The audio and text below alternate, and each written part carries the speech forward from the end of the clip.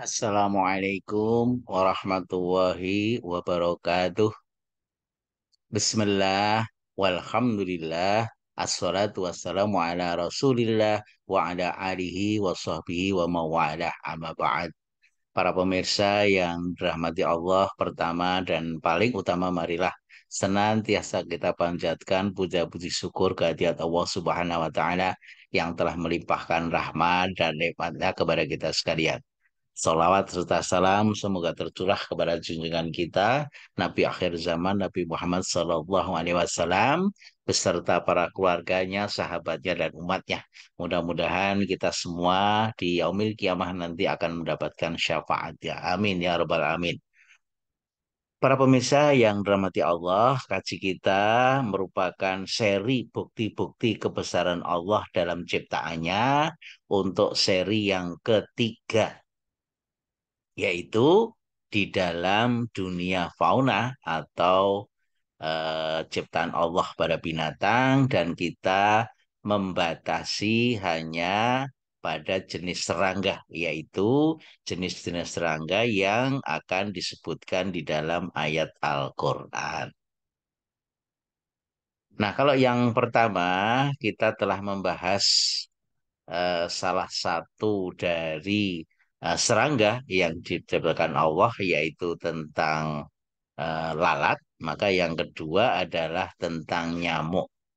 Nah, ini merupakan seri ketiga bagian yang kedua. Ini adalah gambaran dari binatang yang diciptakan oleh Allah yang namanya nyamuk, bagian dari dunia serangga. Allah berfirman dalam surat Al-Baqarah ayat yang ke-26 yang menggambarkan tentang nyamuk.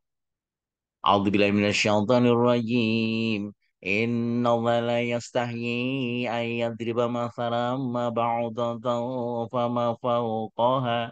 Fa ammal ladina amanu faya'lamuna annahu al-haqqu min rabbihim. Wa ammal ladina kafaru fayaquluna madza aradallahu bihadza mathala yudillu bihi katsiran wa yahdi bihi katsiran. وما يضل به إلا الفاسقين. Sesungguhnya Allah tiada segan membuat perumpamaan berupa nyamuk atau yang lebih rendah dari itu. Adapun orang-orang yang beriman, maka mereka yakin bahwa perumpamaan itu benar dari Tuhan mereka. Tetapi mereka yang kafir mengatakan, apakah maksud Allah menjadikan ini untuk perumpamaan? Dengan perumpamaan itu banyak orang yang disesatkan oleh Allah. Dan dengan perumpamaan itu pula banyak orang yang diberinya petunjuk. Dan tidak ada yang disesatkan Allah kecuali orang-orang yang fasik. Nah, ini ayat Al-Quran yang menggambarkan tentang nyamuk atau yang menyebutkan nyamuk. Para pemirsa yang dirahmati oleh Allah, kalau kita cermati ciptaan Allah yang namanya nyamuk ini, itu terdapat 100 triliun populasi nyamuk di dunia dengan 3.450 spesies. Indonesia termasuk salah satu negeri yang berada pada area tropis, sehingga wilayah ini banyak terdapat berbagai jenis nyamuk. Nyamuk betina, kalau kita cermati, menurut ilmu pengetahuan para pemirsa, itu menghisap darah manusia untuk mendapatkan protein bagi keperluan pembiakannya, untuk mematangkan telurnya, dan menjadi fak- eh, faktor penyebab penyebaran virus. Ya, ini bukan vektor ya, mohon maaf. Setelah menggigit tubuh manusia, perutnya akan menjadi buncit dipenuhi kurang lebih 2 sampai 4 miligram atau sekitar 1,5 kali berat badannya. Jadi bayangkan ini ketika belum menghisap darah, ini ketika sudah menghisap darah, ya itu 1,5 kali lebih berat dari badannya.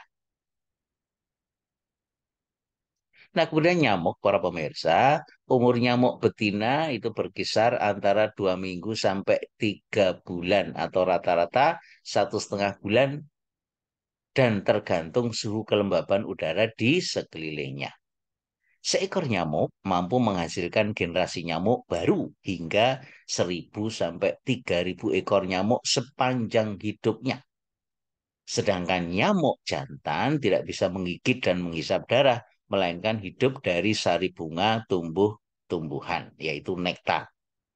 Adalah cairan manis yang disekresikan oleh bunga. Nah, ini adalah perbedaan nyamuk betina dengan nyamuk jantan, para pemirsa sekalian. Nah, ini adalah gambaran perkembangbiakan nyamuk, ya. Mulai dari nyamuk bertelur, kemudian telur akan menjadi jentik-jentik, kemudian akan menjadi pupa atau kepompong, ya. Kemudian akan menjadi nyamuk dewasa. Jadi nyamuk dewasa bertelur di air, kemudian hari ke-1 sampai dengan kedua menjadi jentik, sampai hari yang keempat, kemudian menjadi pupa atau kepompong. Meninggalkan rumah pupanya menjadi nyamuk dewasa. Jadi kira-kira membutuhkan 7 sampai 8 hari untuk berkembang dari telur menjadi nyamuk dewasa. Nah, ini gambarannya kalau masih telur, kemudian ini larva, ya, atau cetik-cetik nyamuk, kemudian ini pupa, kemudian ini gambaran dari nyamuk dewasa. Inilah siklus dari kehidupan nyamuk, para pemirsa. Nah, kemudian nyamuk mengalami metamorfosis. Nyamuk betina menaruh telurnya yang diberi makan berupa darah agar dapat tumbuh dan berkembang, lebih kurang 300 buah telur. Ya, ini telur-telurnya ini. Kemudian telur-telur yang berwarna putih ini berubah warna menjadi semakin gelap dan beberapa jam menjadi hitam legam atau mengalami kamuflase. Ini ya gambarannya. Nah, kemudian hidup sebagai larva. Larva-larva ini berubah warna melalui berbagai proses kimia yang terjadi pada tubuhnya. Ini gambaran larvanya, kemudian meninggalkan kepompong. Nah, ini adalah urut-urutan bagaimana metamorfosis yang dialami oleh seekor nyamuk. Nah, ini beberapa jenis nyamuk ya yang kita kenal. Ada Anopheles ya, penyebab penyakit malaria, ini nyamuknya. Kemudian ada Culex vaticans, vaticans.